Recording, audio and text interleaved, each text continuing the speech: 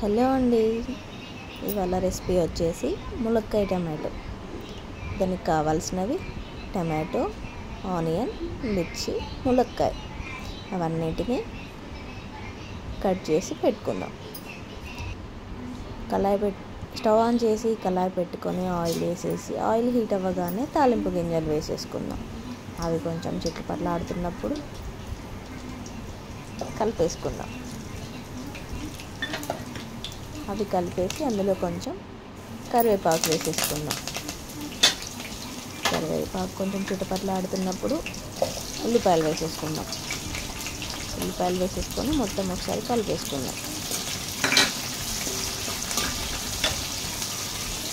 ఉల్లిపాయలు మొత్తం కలిపేసుకొని అందులో పచ్చిమిర్చి వేసేసుకుందాం.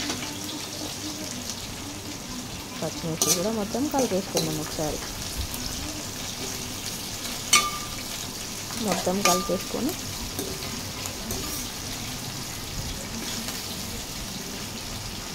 కొద్దిసేపు తర్వాతకి మూత తీసి మొత్తం మళ్ళీ ఒకసారి కలిపేసుకుందాం. కలిపేసి అది కొంచెం ఉడకనిద్దాం.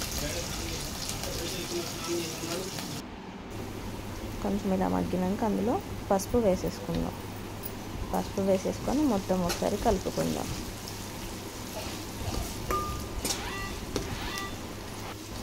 మొత్తం కలిపేసుకుందాం.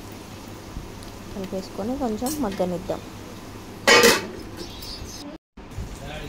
మూత తీసేసి దానిలో ములక్కాయ ముక్కలు వేసేద్దాం.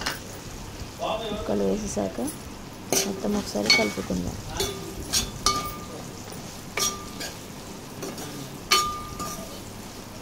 మొత్తం కలిపేసి దాంట్లో సాల్ట్ వేసేద్దాం. సాల్ట్ ముందుగా వేసుకోవడం వల్ల ములక్కాయ ముక్కలు పట్టేసి మనం కర్రీలో తింటున్నప్పుడు టేస్ట్ చాలా బాగుంటుంది. ములక్కాయ ముక్కలకి పట్టేలాగా మొత్తం ఒకసారి కలిపేసుకొని మూత పెట్టేసుకుందాం. మూత పెట్టేసుకొని మగ్గనిద్దాం. కొంచెం ఇలా మగ్గిన తర్వాతకి మనం కట్ చేసి పెట్టుకున్న టమాటో ముక్కలు వేసేద్దాం. టమాటో ముక్కలు మొత్తం కలిపేసుకుందాం. టమాటో ముక్కలు కూడా మొత్తం కలిపేసుకొని మూత పెట్టేసేద్దాం.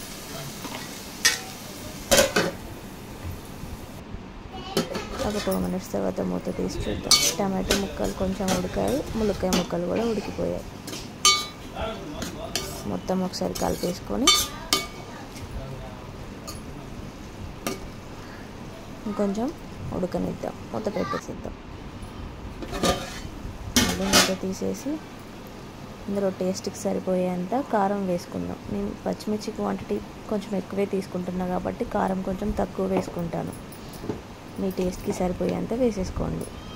సాల్ట్ కూడా వేసేసుకుందాం. సాల్ట్ కూడా తక్కువ వేసేసుకుంటున్నాను, ఇంతకుముందు వేసాను కాబట్టి.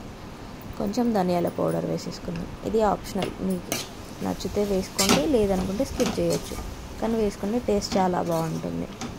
అవన్నిటిని మొత్తం కలిపేసుకొని మగ్గనిద్దాం.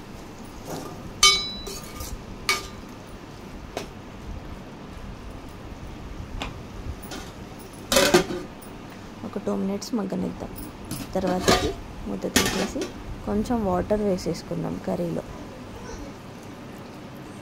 కొందరికి కర్రీ దగ్గరికి ఉంటే ఇష్టం, కొందరికి సూప్లా ఉంటే ఇష్టం. మా ఇంట్లో సూప్లానే ఉండాలి కాబట్టి నేను కొంచెం వాటర్ వేసేసుకుంటున్నాను. మొత్తం కలిపేసుకొని మూత పెట్టేసుకుందాం. 2 minutes తర్వాతకి మూత తీసి మొత్తం ఒకసారి కలిపేసుకుందాం.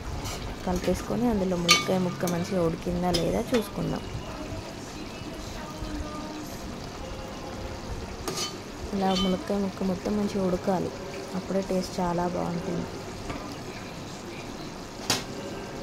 కొంచెం ఉడకాలి, మూత పెట్టేసేద్దాం.